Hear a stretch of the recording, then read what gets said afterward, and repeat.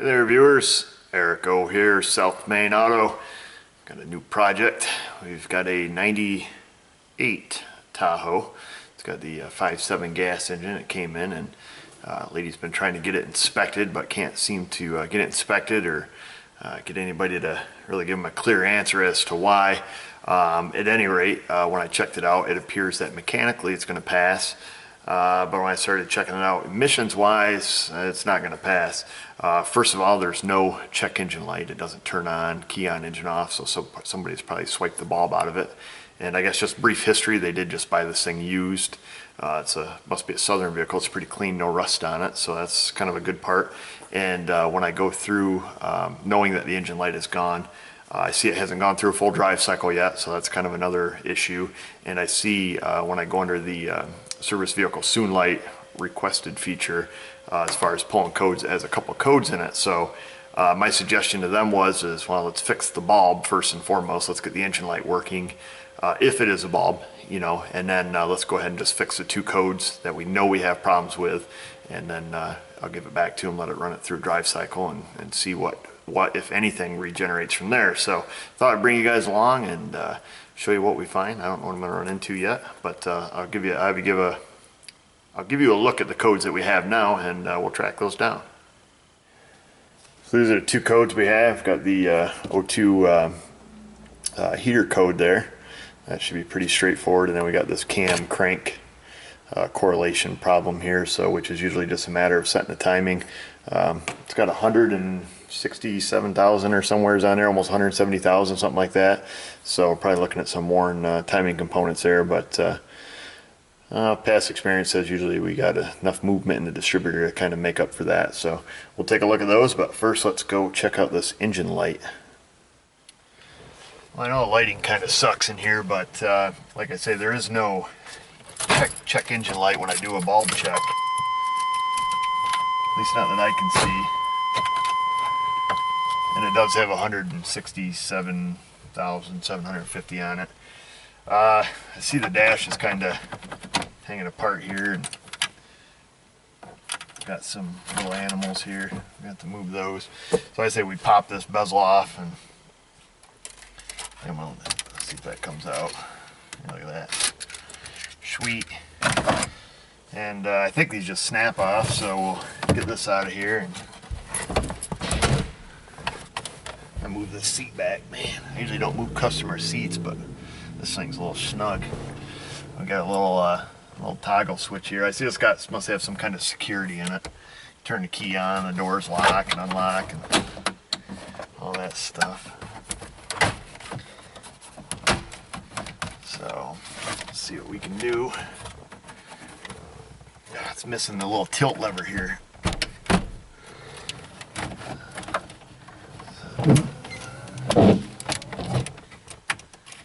Now, looks like there's a bunch of extra wires back here that aren't supposed to be here. Got a little LED over here. Yeah, let me grab a little screwdriver to pop this stuff apart. I'm not even going to mess with this aftermarket stuff they got in there.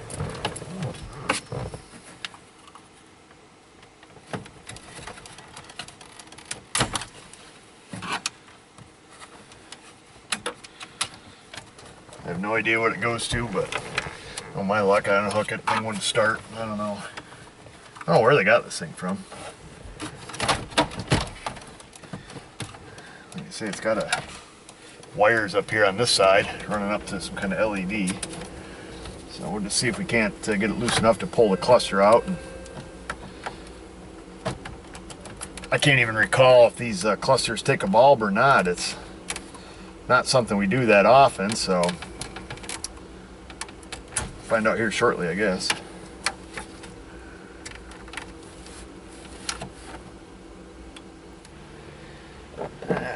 I put a little wire on this thing, keep it hanging, because it's got all these extra wires going to it.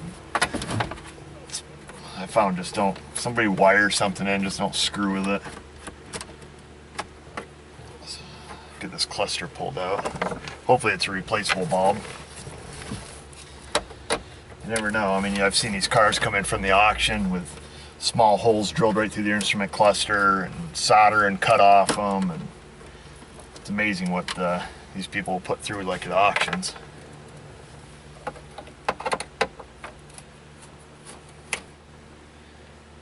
Okay, got all the screws out of it.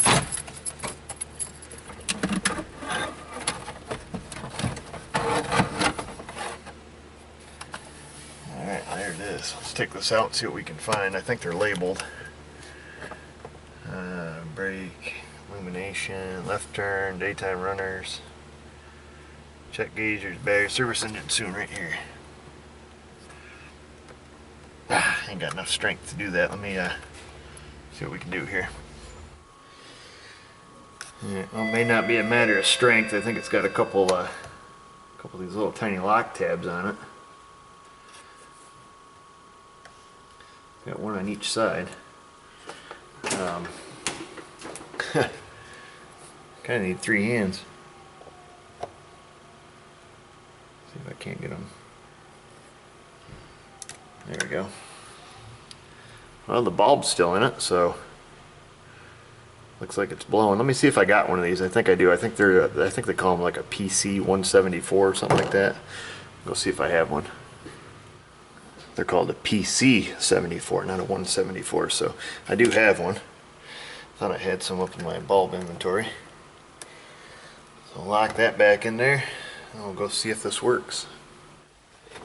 While I was tearing this apart, I had Advance Auto bring us up a oxygen sensor just in case that's what that needs. That way we don't have to wait for that. Let's see, let's set back on there. Hey, there it is. Service engine soon. Well, that was an easy fix. I'm gonna get this screwed back together and get these wires routed back where they had them, and then we'll look at the rest of this thing, see what else. Hopefully the rest of it goes this easy.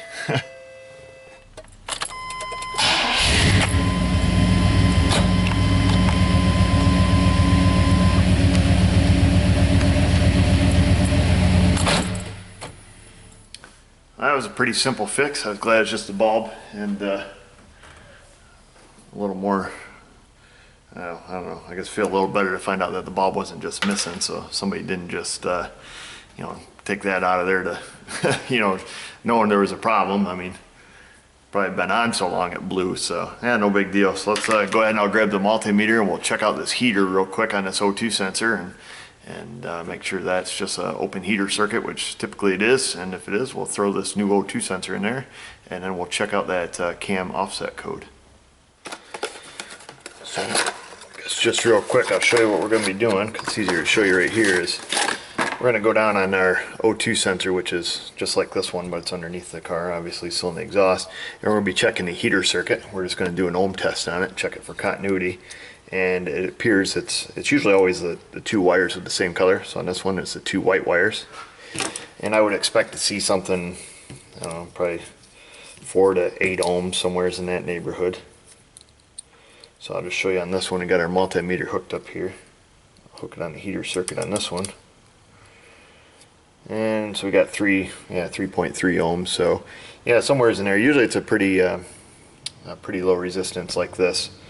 So let's go underneath and see what we find. Typically when they set that code, it's open circuit as indicated right here. So let's go find out.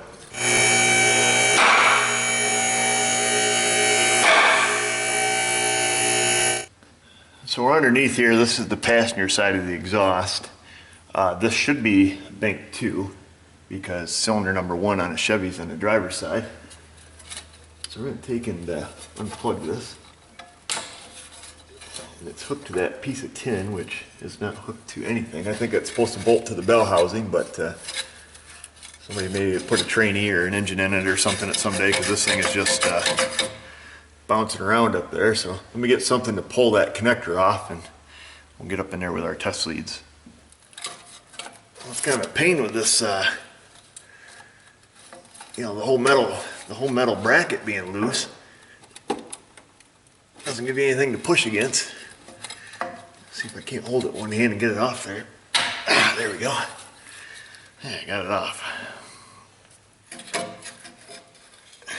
So I'm looking at this little tin bracket that has the wiring harness for the starter and everything, keeps it off the manifold. it usually bolts to the two bell housing bolts.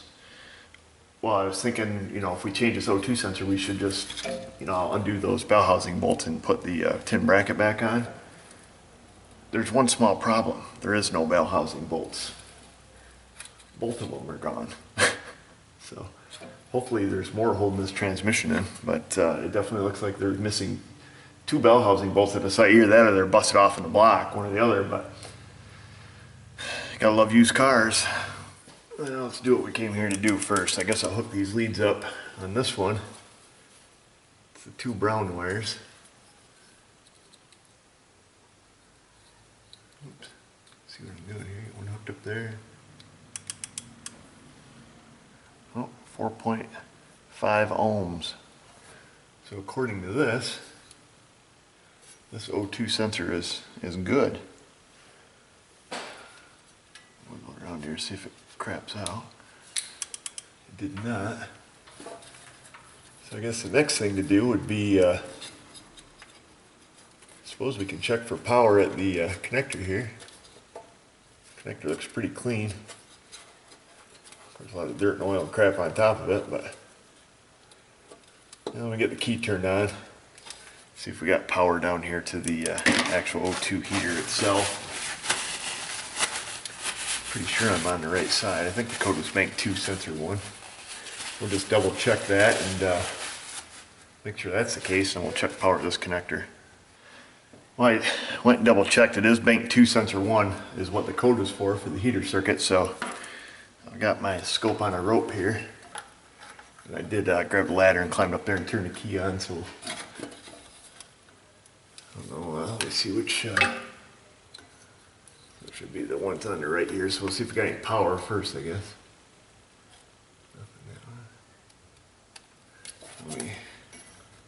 Let me just check it on the starter, make sure my test light's good.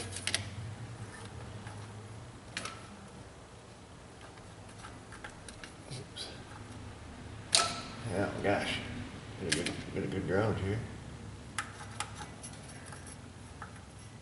Okay, test light works.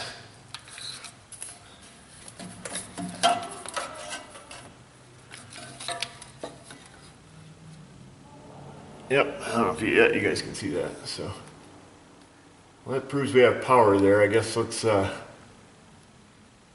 me grab a back probe. We'll make sure we got ground also. Actually, I'm just going to hook my ground side to the starter. Being that we're right here, we can do that. And then go up here, make sure we got a good ground. Yeah, so we got ground, we got power going to the O2 sensor. And it appears that the heater circuit works. The connector looks clean. I mean, besides being, you know, externally covered with grease. Suppose we can check put our ohm meter back on it here and maybe tap on it a little bit to see. Might be one of those things that kind of goes open circuited, you know, occasionally or something. I'm gonna have to look at the theory and operation to see what it takes to trip this code. Let's see where we're at. So we can see here. You guys can see that or not, but yeah, we got 4.3 ohms. Keep these things separated from touching.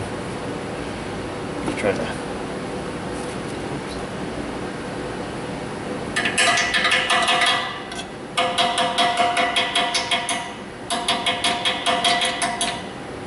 Yeah, it just stays right there, pretty steady. Well, I'm gonna go look up and see what it takes to generate this code. You know, we're gonna have to look and see what the, sometimes it'll give us the theory and operation as far as, you know, what has to be met. You know, is this looking for an open circuit? Is it, you know, looking for high resistance? I don't know, but I'll go look it up and I'll be right back. All right, so I went and looked this up. So it doesn't actually monitor the actual heater circuit.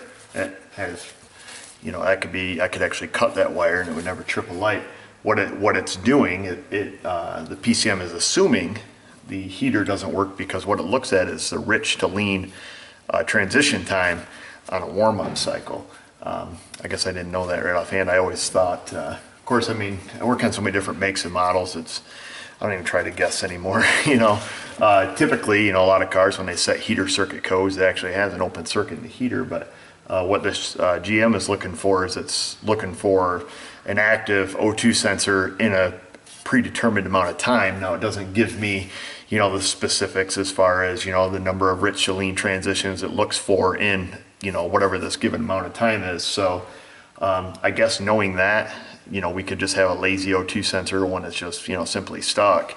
So what I think we should do is I probably should see if I can get this tin bracket bolted back on, at least get a couple bolts back in this transmission, and then plug it in. We'll look at the other code that we have, the timing one, because that's going to involve having the engine running and checking the cam, you know, cam retard offset and adjusting that. And while it's running, we can just take a look at the O2 sensor. If this thing looks like it's, you know, just being, you know, lazy, you know, in comparison to the, you know, to the bank one that it's not having a problem with, then we'll diagnose that a little further. You know, possibly just replace the O2 sensor, because, you know, quite frankly, these things are really cheap for these vehicles. I think they're, you know, 40 bucks or something for a brand new one. So sometimes that's, you know, a lot cheaper for the customer than it is to go, you know, any kind of in-depth testing. You know, I guess we'll see. So let me get this bolted in, and we'll go from there. Well, that was timely. Jeez. You know, if you're gonna put a transmission or engine in something, just put all the bolts back in there. Just, you know, any job you do, just do it the best you can. That's a pain. That I see why they left them out. That the top bolt on that bracket, there's a couple brackets that come together there, and it's made it kind of a pain in the neck to get up there and do it. But, you know, of course, I don't have actual, you know, GM bell housing bolts, so I just use a couple, you know, it's just 3/8 coarse thread bolts, you know, 2 inch or 2 1/4 inch, whatever they are. I took a bell housing bolt out of the driver's side, the easy one to get to, and just measured it. Had a couple in stock in my bolt bin, so I just put those in there. You know, I guess, you know, 2 bolts are better than no bolts. I looked up around the top of the transmission with a flashlight to make sure they didn't leave any of the rest of them out, and they were all in there. None of the brackets are hooked up. There's a bracket for the fuel line, there's a bracket for the transmission vent, everything's just hanging up there all willy-nilly. So yeah, probably working on a flat rate, you know, got to get it done. So all right, let me grab a scan tool. We'll fix this cam crank correlation code and look at some of that O2 data and see if we need to change that sensor. So what shoot, my scan tool died. I'm gonna have to go get an extension cord and a power pack. Oh, I know, we can use that new that Rockford jump starter thing. This thing's been sitting over here on. I've been fiddling around with that stupid bell housing bolt, so it went dead on me. Let me grab that little, yeah. Well, this is what I was talking about. I was gonna grab this because this is, I bought this and this is supposed to be for laptops, but this says that is 19 volt output, and the Verus there on top of it says it's for 17 volts. So very safe and sorry. I'm gonna get the power cord.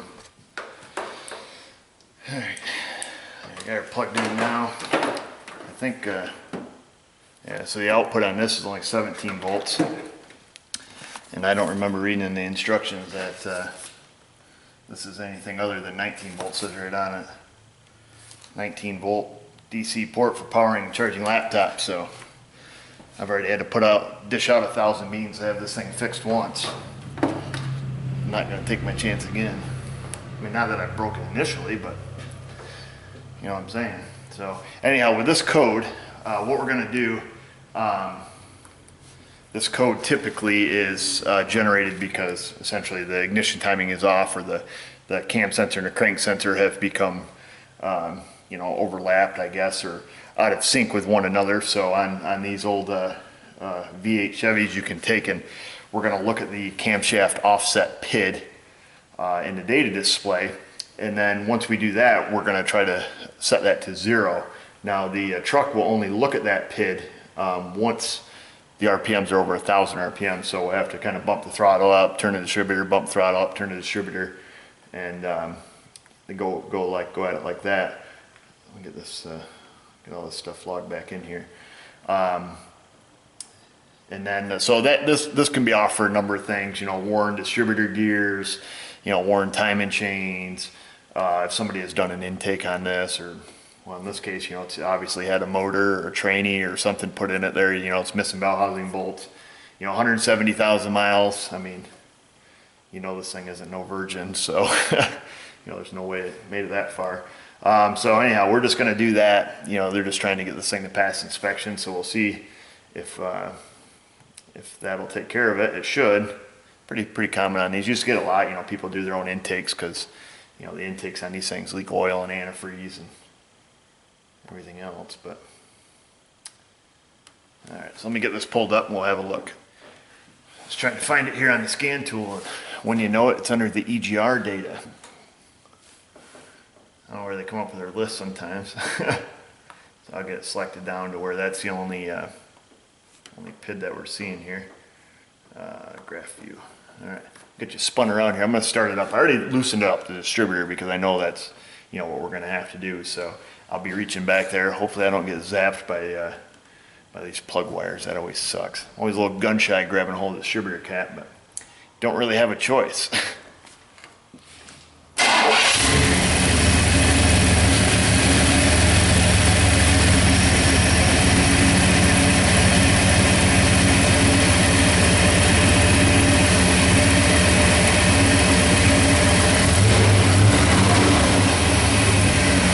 See if I can get this set up where we can both see this. Kind of bear with me here. Alright. So you can see, well, you may not be able to see, but right now it's sitting at minus 22. I think this will start tripping codes when it hits 20 degrees positive or 20 degrees negative. If I remember, I may be wrong on that, but I know it's right around that threshold. So basically what I'm going to be doing is going like this. Going to rev it up above 1,000 RPMs. I'm going to turn the distributor and we're going to watch this number move, and we're going to try to get it as close to zero as possible.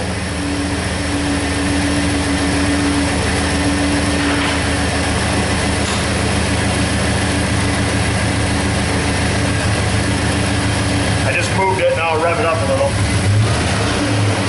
Alright, so we're going the right way.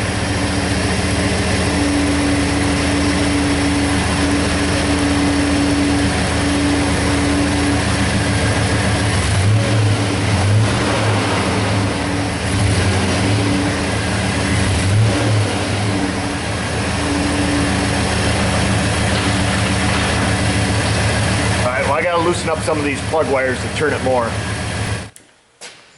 see.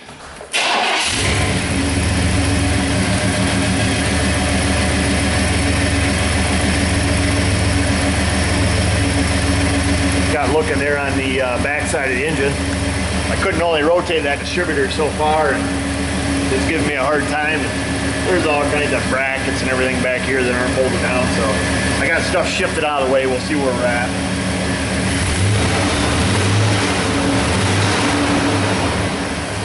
Okay, so we're at -2 right now.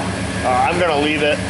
I don't think I can rotate it anymore until I start moving some of these brackets to get everything bolted back where it's supposed to be. But you just try to get it close to zero as possible. So I'm going to reach back there, see if I can't tighten this thing up, and see if that reading stays.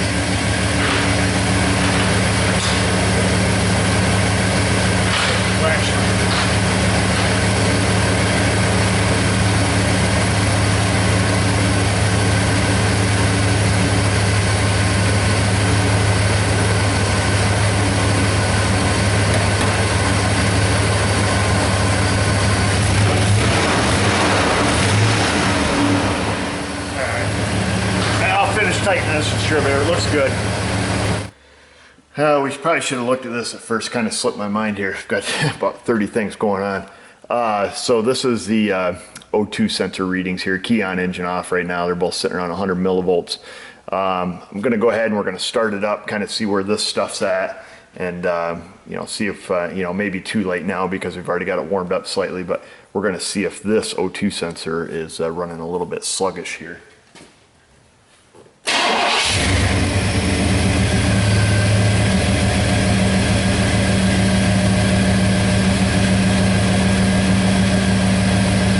We can see immediately that the bank 1 sensor 1 jumped up to about, you know, 1,000, you know, just over a volt, where bank 2 here is kind of just hanging around there. We'll see what happens. Of course, it's still an open loop here. We'll see if this eventually starts to come up.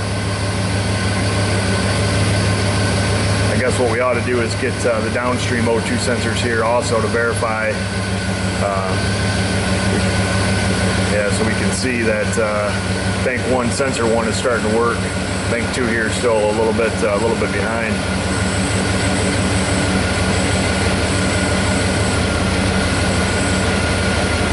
So let's see here. There's sensor 1.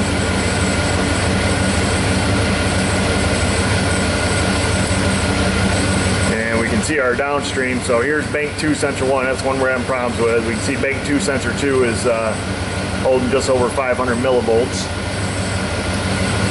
Let me go ahead and give her some throttle, see what happens.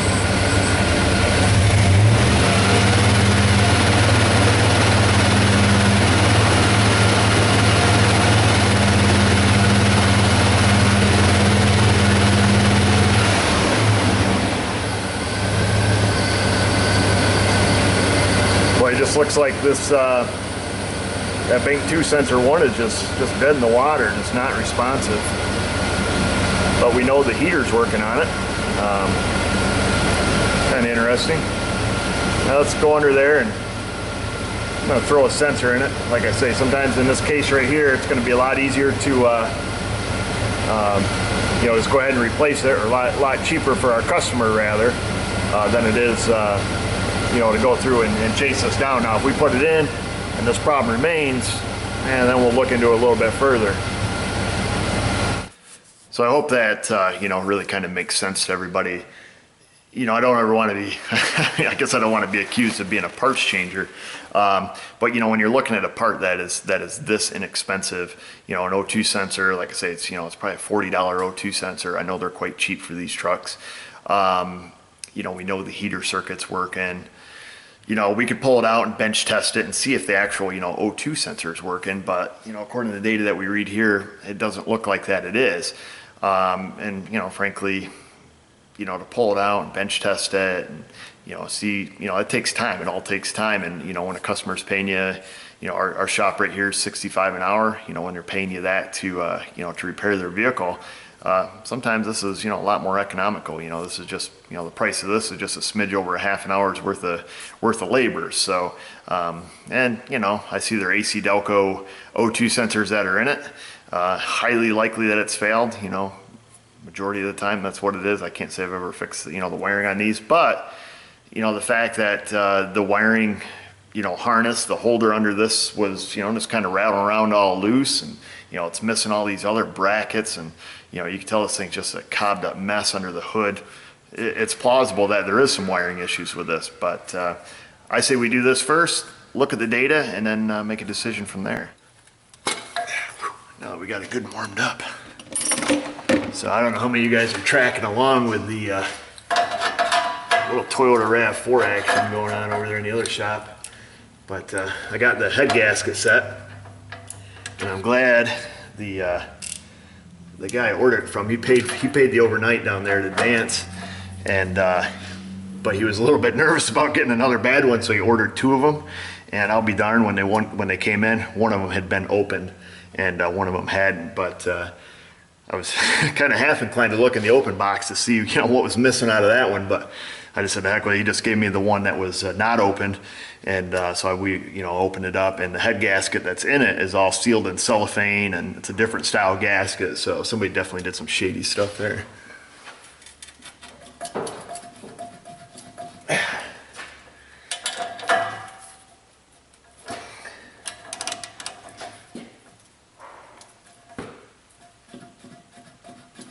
Well, she's in there pretty tight. Let me go get the old smoke wrench.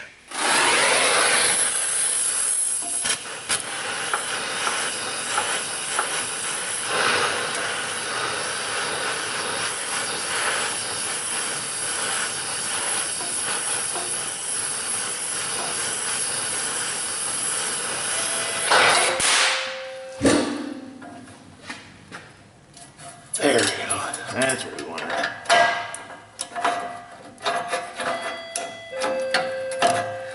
Hear the doorbell? I just just had a subscriber quit because he said he was sick of hearing my doorbell and my phone. Wow. I think it's kind of funny, but whatever, dude. If that's the worst that happens to you in your life, then that's pretty good. But all right, let me grab a regular wrench.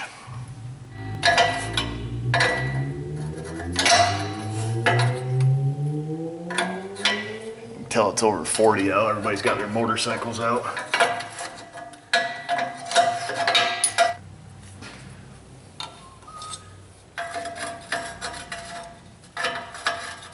So I hit the 2,000 subscriber mark. That's pretty cool. Since just kind of started doing this around December. It's been a boatload of fun, I'll tell you. There's my phone. I hope somebody doesn't unsubscribe. Alright, anyhow, you guys probably see enough videos of me changing oxygen sensors, or other people changing oxygen sensors, so I'm going to take and work this around, get this tightened up, plug it in, then we'll go up and look at some data.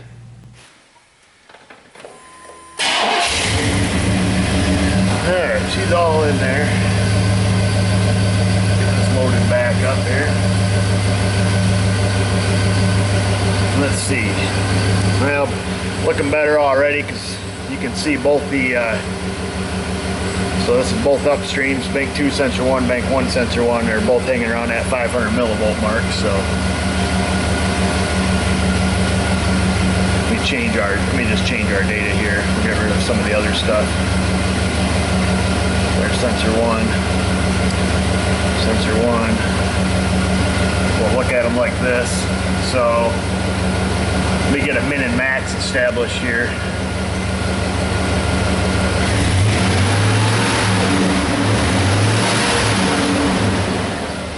Okay, there we go. So this, bank 1, bank 2, so this is the one that we just changed. That's the one that was kind of stuck there. So, yeah, pretty interesting. I guess I kind of like going through each day, learning a little something. I guess I thought GM would have checked the feedback on that heater circuit to tell whether or not that was working. So you can see in this case, you know, it threw the, you know, heater code, but really the heater was actually good. It was just a failed O2 sensor. It's kind of stuck there at a low voltage. Back this out, but yeah, it looks good. I think we got it.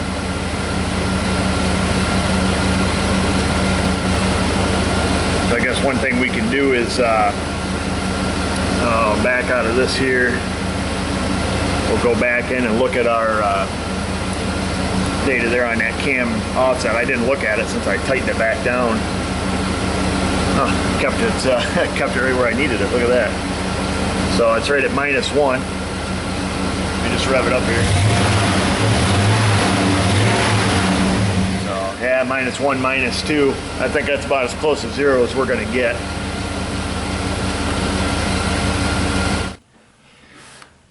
I guess the thing to do now is we'll go in here in the codes. Let's see. Well, you can see we just came into the service vehicle soon requested, and I haven't cleared the code yet, but you can see that cam offset code is already gone. So that's a confirmed fix. This O2 heater code, well, that's probably going to take a couple drive cycles if we wanted it to disappear on its own. So I think the smartest thing to do at this point is just clear the codes and realistically just give it back to the customer. This vehicle hadn't had a full drive cycle done on it. It was still missing the evap monitor. It was missing the catalyst monitor. So you know as well as I do what's likely to happen. So I did make it very aware to them, you know, that is a potential problem. And sometimes that's hard to explain to a customer, you know. So it's in, you know, they just want it to pass inspection. They just bought it, you know. So you got that whole circus to deal with, and then try to explain to them, you know what a drive cycle is, and the fact that, you know, we can put the bulb in it, we can make the engine light come on, and, as far as they know, it's off, and it gets kind of complicated. But I just try to explain to them clearly that, we're going to put a bulb in it, the light's on, we're going to fix what we know is wrong with it, which, we did in this case. We fixed that O2 sensor, we fixed the cam retard offset, we put a couple bolts back in their transmission for them. As far as the rest of the stuff, it's all Mickey Mouse on this. I mean, I could spend all day putting this thing back together, the way it should be. In this instance, I'm just going to leave it the way it is, let them decide what they want, what the next step is. I think if it was mine, before I went any further, I would be very inclined to drive it through a drive cycle, because, if this thing needs, $1,200 worth of catalytic converters, and it has all these EVAP problems, we don't know. And, we don't know what other codes are going to come up. But so I'm going to say take it, drive it for a couple days. These GMs run drive cycles pretty quick, and that's going to tell us, that's going to tell the true story. And heck, maybe if there's nothing else wrong, I'll go through and fix some of this Mickey Mouse crap that somebody else did and left everything unhooked, and just kind of go for there. So interesting video. Oh yeah, the other thing we fixed was the engine light. So I knew there was like 3 things that we did. And I wore a good hat today because you guys always piss and moan about my hat. And the other one's in the wash. So when I get it back, I'm gonna wear it. And I'm gonna wear it till it's a rag. So, there. I mean, unless you guys send me a really sweet one, then I'll wear that one all the time. Anyhow, I guess we're gonna wrap this video up right here. So thanks for watching. Thanks for all the subscriptions. Thanks for the donations you give our channel. That's always helpful to kind of keep production rolling and keep me motivated to making these videos. It does take a pretty fair amount of time, and adds quite a bit to just the regular job, where I can just go through and knock them out. And it can be tough sometimes. People coming and going, phones ringing, subscribers quitting because my doorbell goes off. But I need the doorbell to go off and the phone to ring a whole lot more than I need to make YouTube videos. But I enjoy doing them. I enjoy working on cars, and I love sharing it with you guys, and I know that you like to see it, and that's what makes it all really cool to do, to have that interaction, because working by yourself, it's no fun talking to the wall. But anyhow, viewers, just remember, if I can do it, you can do it. Thanks for watching.